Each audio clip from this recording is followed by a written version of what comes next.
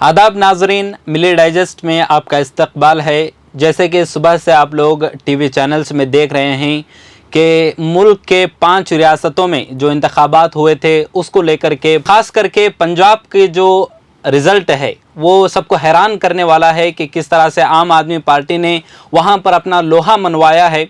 तो इसी सिलसिले में बात करने के लिए हमारे साथ स्टूडियो में मौजूद हैं आम आदमी पार्टी के Bangalore city minority president Fariduddin Sharif साहब।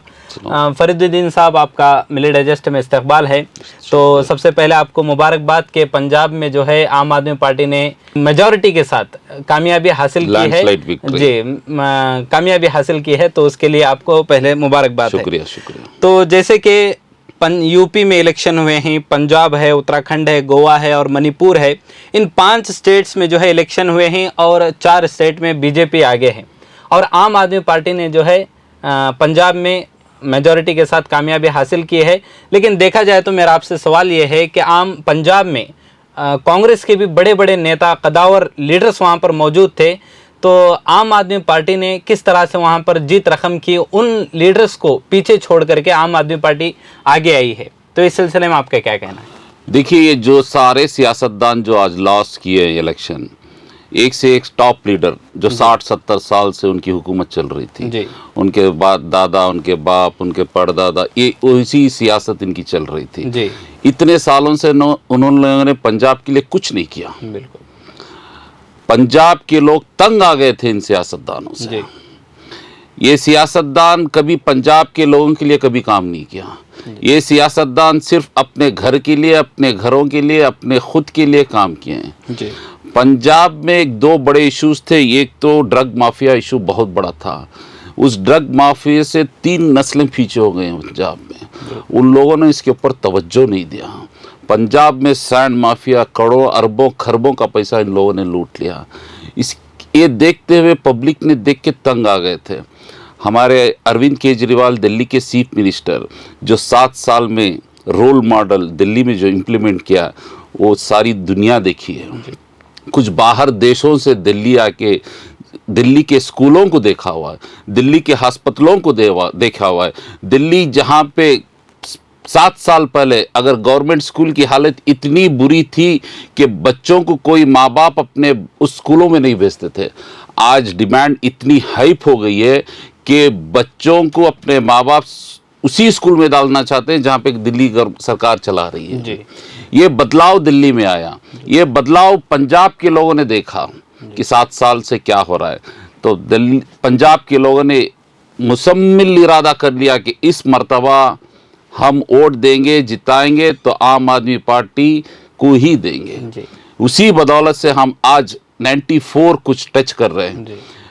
इंशाअल्लाह हमारी हुकूमत 5 साल पंजाब में चलेगी और हम उसी मुद्दे से, उसी जोश से, उसी जज्बात से काम करेंगे जिसे हम लोगों ने दिल्ली में किया था। तो जैसे कि अब तक ये बात कही जाती रही है आम आदमी पार्टी के ताल्लुक से कि आम आदमी पार्टी जो दिल्ली में अपनी हुकूमत बनाने में कामयाब रही है, वो एक छोटा रियासत जिसे हम मानते हैं रियासत दिल्ली को, तो उसी तरह के, उसी रकबे के रियासतों में जैसे कि गोवा हो गया, सिर्फ छोटे इलाके में आम आदमी कामयाबी हासिल कर सकती है। दिल्ली का मॉडल वहाँ चल सकता है, दूसरी रियासतों में नहीं चल सकता। लेकिन पंजाब में कामयाबी मिली है, तो गोवा में क्या बात है कि आम आदमी पार्टी वहाँ पर अपना कुछ भी कामयाबी हासिल करने में आगे नहीं आ सकती? गोवा में हम लोगों ने अभी आज की इलेक्शन जो रिजल्ट डिक्लेयर हुए 3 सीट जीते हैं जी। तो हमारी कोशिश गोवा में बहुत थी। 40 सीट टोटल है वहाँ पे। तो 40 में लास्ट टाइम हम खड़े थे, कुछ जीत नहीं सके, मगर इस मर्तबा हम 3 सीट जीते हुए, ये अभी गोवा में बुनियाद है। इंशाअल्लाह अगले 5 साल में हमें यकीन है कि गोवा में भी हम हुकूमत बनाएंगे, जिस तरह हमने दिल्ली में बनाया, पंजाब में। अब पहले बोलते थे कि लोग कि तुम दिल्ली में ही सीमित रह जाओगे, दिल्ली के बाहर नहीं आओगे, पर हमने आज प्रूव कर दिया कि दिल्ली के बाहर भी हम हुकूमत कर सकते हैं। और हमें आज खुशी का मौका ये है कि हम नेशनल पार्टी बन गए आज जी। यही मैं पूछना चाहूँगा, जैसे कि आपने कहा कि आम आदमी पार्टी में एक पुशबैक मिल गया है कि पंजाब ने हमने हुकूमत बना ली है तो पूरी रियासत के हम जो है अपोजिशन पार्टी की तरह हम बनेंगे। तो अपने आप को अपोजिशन पार्टी के लिए जिस तरह मान रहे हैं, तो क्या आप कांग्रेस के कंधे पर चढ़ के अपने आप को नेशनल पार्टी बताना चाह रहे हैं? ये कांग्रेस, देखो, ये कांग्रेस की गलतियों से ये कांग्रेस की हालत आज हुई है। अगर वो हर इलेक्शन हर स्टेट लॉस करके आ रहे हैं तो ये कांग्रेस की इतने बड़े गलतियां हैं जो 70 सालों ने इन्होंने हुकूमत किया है, उन्हीं की पूरी गलतियों से आज उनकी हालत हुई है। अगर कांग्रेस अपनी गलतियों को सुधार के अगर आगे बढ़ती तो हम लोगों को पार्टी बनाने की जरूरत ही नहीं थी। हमने पार्टी बनाए इसलिए क्योंकि कांग्रेस का करप्शन इतने सिर पे चढ़ गया था कि आदमियों के दिमाग से बात ओवर हो गई थी, झेल नहीं सक रहे थे। उसके बाद हमने वो 17 साल का इंडिया अगेंस्ट करप्शन आंदोलन किया था। उसके बाद हमने पार्टी बनाई, उसी पार्टी के प्लेटफॉर्म पे हमने आज हुकूमत में दिल्ली में आए, पंजाब में आए, इंशाल्लाह गोवा में अगले साल 5 साल में आ जाएंगे। और अपोजिशन कांग्रेस नहीं, अब हम सीधे टक्कर दोनों को देंगे, बीजेपी और कांग्रेस जो भी हो, हम दोनों को टक्कर देने वाले। हमें एक अच्छी राजनीति करने आए हैं हम लोग। तो जैसे कि आपने कहा कि कांग्रेस अपनी जो असफलता की सियासत है उसकी वजह से पीछे हो गई है, और कांग्रेस जहां तक आम आदमी पार्टी की बात है कि 2024 में हम मुल्क गिर इलेक्शन लड़ेंगे और अपोजिशन का रोल हम अदा करेंगे। अपोजिशन नहीं, हम इंशाल्लाह हम कोशिश करेंगे कि हम सेंटर में बैठेंगे, हमारे अरविंद केजरीवाल प्राइम मिनिस्टर बनेंगे। जी, तो क्या आपको लगता है कि आम आदमी पार्टी जो एक आंदोलन से शुरू हुई थी, जिसके 7-8 साल सियासत में आए हुए हो चुके हैं, तो क्या ये उतना बड़ा रोल अदा कर सकती है, आपको लगता है? इंशाल्लाह पक्का करेंगे, क्योंकि आम आदमी हमारे साथ है, हिंदुस्तान के लोग हमारे साथ में हैं। हिंदुस्तान के लोग 60-70 साल में इतनी तकलीफ उठाई है कि उनको पता चल गया कि आज हुकूमत क्या क्या कर सकती है। 70 साल से जो हुकूमतें नहीं दे रही थी, हमने उनको दिया हुआ है। तो इससे आम जनता खुश है। आम जनता इसलिए खुश है क्योंकि उन लोगों को पता भी नहीं चलता था कि एजुकेशन फ्री हो सकता है, पानी बिजली फ्री हो सकती है, हॉस्पिटल फ्री हो सकते हैं। जब हम ये सारे चीजें हमने फ्री कर दी, इन्होंने उठा दिया कि तुम जीत रहे हो क्योंकि तुम फ्री दे रहे हो।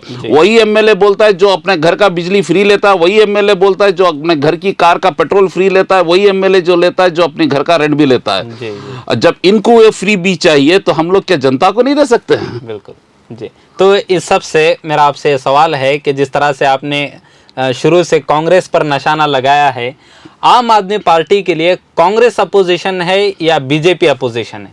हम तो अब कांग्रेस को हिसाब किताब में नहीं रखते, सीधी सी बात है। अब जो भी है टक्कर बीजेपी से, हम बीजेपी को उखाड़ के फेंकेंगे इंशाल्लाह एक दिन। जी, तो जिस तरह से आपने पढ़ाई की बात की और डेवलपमेंट की बात की, फ्री जो मेडिकल सिस्टम है उसके बारे में आपने, दिल्ली में जो चल रहा है दिल्ली मॉडल, उसके बारे में बात की है, तो ये सारी चीज़ें तमाम लोगों को एक साथ लेकर के चलने वाली हैं।